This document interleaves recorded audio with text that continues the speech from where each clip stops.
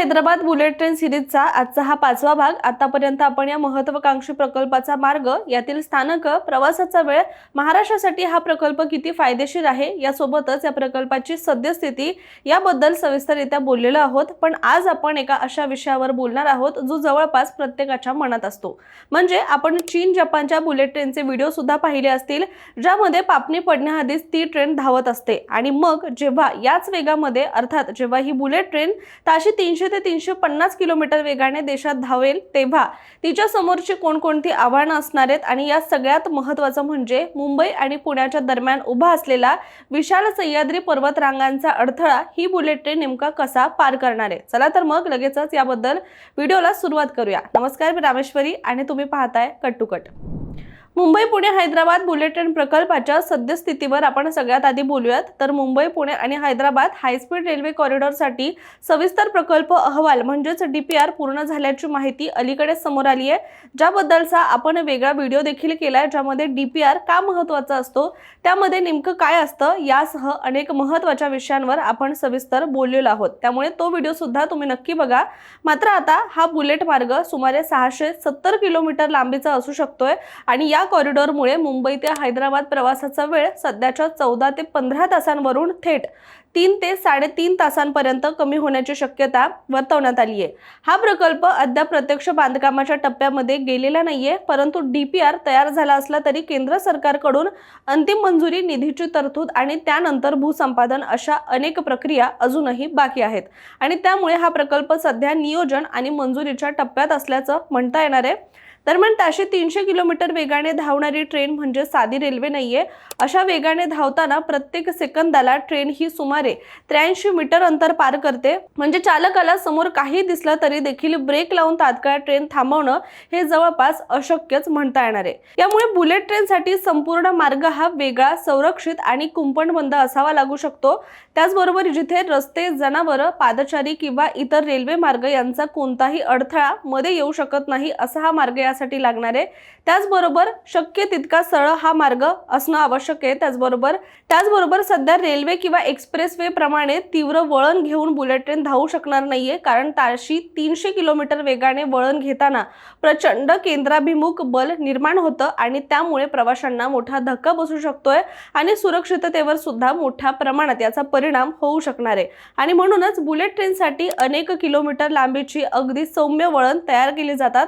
मात्र मुंबई आणि पुण्यामध्ये असलेल्या सह्याद्री हा भाग बघितला तर इथे डोंगर, दऱ्या, घाट आणि वळणावळणाचा भूभाग आहे। सध्याचा मुंबई पुणे रेल्वे मार्ग किंवा एक्सप्रेसवे हा या घाटातून अनेक वळण घेतो।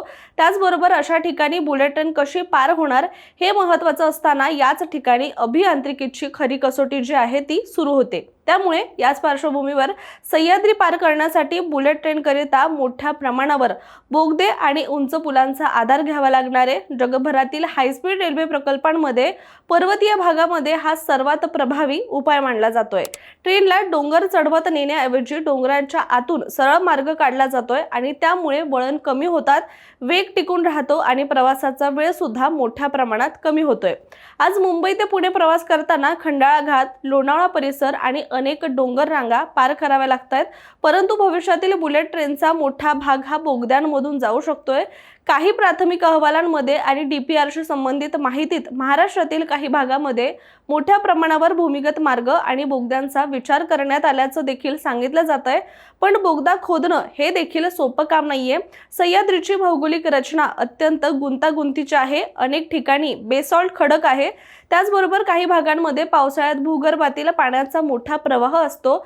दरवर्षी होणारा मुसळधार पाऊस, भूस्खलनाचा धोका आणि पर्यावरणीय संवेदनशीलता यामुळे प्रत्येक किलोमीटरसाठी सखोल भूवैज्ञानिक अभ्यास सुद्धा करावा लागणार आहे।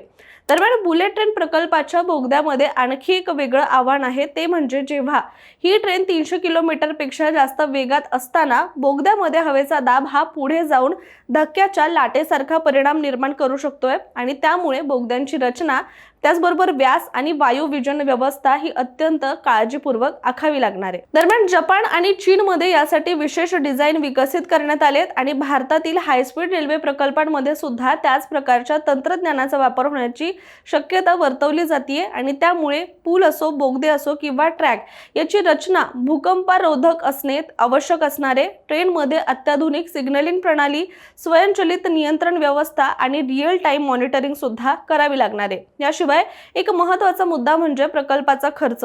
सह्याद्री पार करण्यासाठी जर मोठ्या प्रमाणावर बोगदे आणि उंच पूल उभारावे लागले तर या प्रकल्पाचा खर्च हा प्रचंड वाढू शकतोय आणि म्हणूनच डीपीआर तयार करताना अभियंते अनेक पर्यायी मार्गाचा सुद्धा अभ्यास करतात आणि याचमुळे मुंबई पुणे हैदराबाद बुलेट ट्रेन प्रकल्प भारतातील सर्वात मोठ्या अभियांत्रिकी आव्हानांपैकी सुद्धा एक मानला जातोय, कारण एका बाजूला देशाची आर्थिक राजधानी मुंबई आणि दुसऱ्या बाजूला माहिती तंत्रज्ञानाचे केंद्र असलेले पुणे आणि हैदराबाद आहे।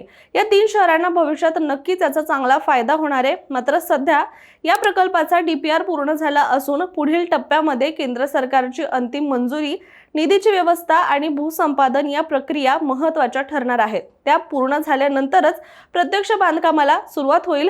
पण एक गोष्ट निश्चित आहे, जर हा प्रकल्प प्रत्यक्षात साकारला तर भविष्यात मुंबई ते पुणे आणि पुणे ते हैदराबाद हा प्रवास केवळ वेगवानच नाही तर भारतीय रेल्वे इतिहासातील सर्वात आधुनिक प्रवासांपैकी सुद्धा एक ठरू शकतोय आणि त्यावेळी ताशी 300 किलोमीटर वेगाने धावणारी ही बुलेट ट्रेन सह्याद्रीच्या डोंगर रांगांना छेद देत पुढे जाताना पाहणं हीच या प्रकल्पाची सर्वात मोठी रोमांचक गोष्ट असू शकते। त्यामुळे तुर्तास आपण इथेच थांबूया।